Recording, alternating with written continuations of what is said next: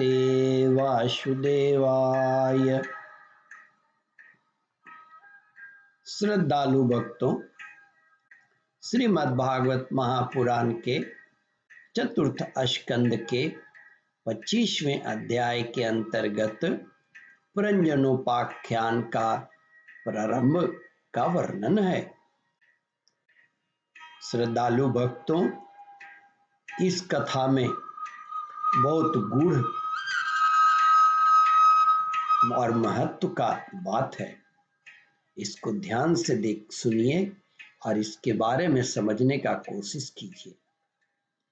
अंत में आपको इसका गूढ़ और रहस्य सब मालूम होगा। इसके पूर्व जहाँ तक आप कथा श्रवण कर चुके हैं, उसके आगे का प्रस्तुतिकरण करता हूँ। श्री नारद जी प्राचीन बरही से कहते हैं, राजन, उसकी बाला की, उसके मने बाला की, उस कन्या की, उसकी प्रेम से मटकती भौहें और प्रेम पूर्ण तिरछी चितवन के बाण से घायल होकर वीर पुरंजन ने लज्जा युक्त मुस्कान से और भी सुंदर लगने वाली उस देवी से मधुर वाणी में कहा, कमलदल लोचने, मुझे बताओ तुम कौन हो, किसकी कन्या हो? साध्वी, इस समय कहाँ से रही हो? वीरू, इस पुरी के समीप तुम क्या करना चाहती हो? शबरू, तुम्हारे साथ इस 11वें महान सूरवीर से संचालित ये 10 सेवक कौन हैं? और ये सहेलियां तथा तुम्हारे आगे आगे चलने वाला यह सर्प कौन है?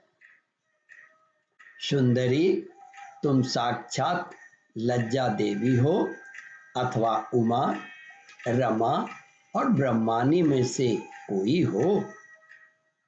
यहाँ वन में मुनियों की तरह एकांतवास करके क्या अपने पति देव को खोज रही हो?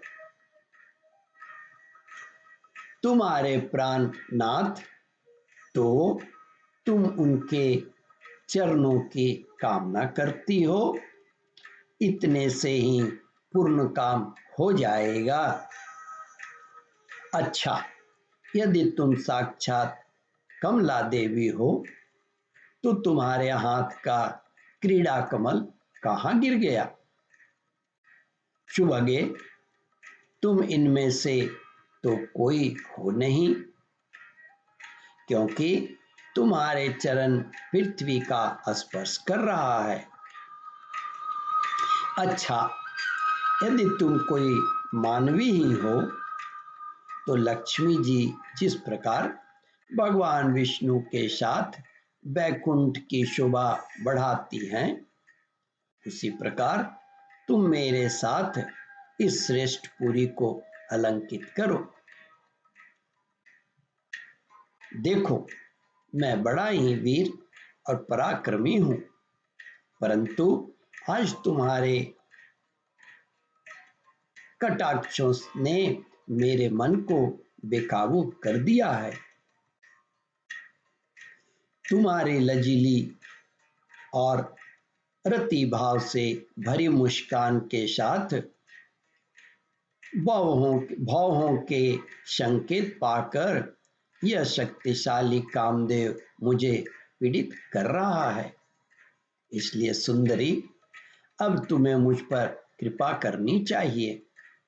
सुचिस्मते, सुंदर भौहें और सुगढ़ नेत्रों से सुशोभित तुम्हारा मुखारविंद इन लंबी लंबी काली अलकावलियों से घिरा हुआ है।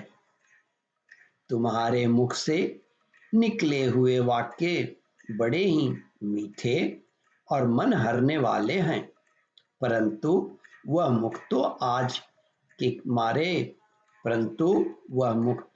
लाज के मारे मेरी ओर होता ही नहीं। जरा ऊंचा करके अपने उस सुंदर मुखड़े का मुझे दर्शन तो कराओ।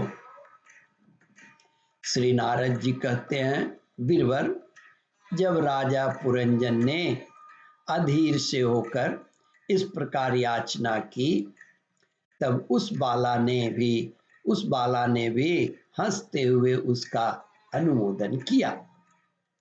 वह भी राजा को देखकर मोहित हो चुकी थी। वह कहने लगी, नरश्रेष्ठ, हमें अपने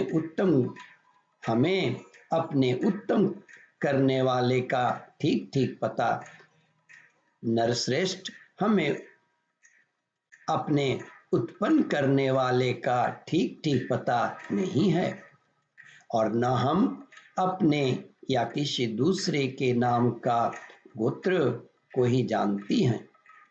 वीरवर, आज हम सब इस पुरी में हैं। इसके सिवा मैं और कुछ नहीं जानती।